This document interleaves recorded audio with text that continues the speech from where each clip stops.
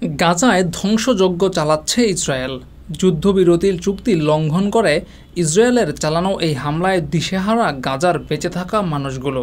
টানা ১ বছরের বেশি সময় ধরে চালানো হামলায় কোনো রকমে বেঁচে যাওয়া মানুষগুলো এবার মৃত্যুর মুখে।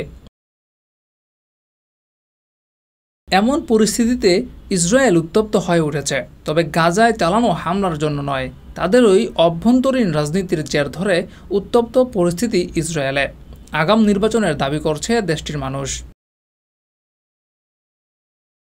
ইসরায়েলের টিভি চ্যানেল 13 দ্বারা পরিচালিত জরিপের ফলাফলে দেখা গেছে, অধিকৃত অঞ্চলের ৫৯.২% মানুষ মনে করেন ইসরায়েলের প্রধানমন্ত্রী বেনিয়ামিন নেতানিয়াহু ব্যক্তিগত কারণে শিনবেতের প্রধান এবং মন্ত্রিসভার আইন উপদেষ্টা রোনেন বারকে বরখাস্ত করতে চেয়েছিলেন। এছাড়াও জরিপে অংশগ্রহণকারীদের মধ্যে ৫৫.৭% মানুষ মনে করেন যত তাড়াতাড়ি সম্ভব আগাম নির্বাচন দেওয়া উচিত।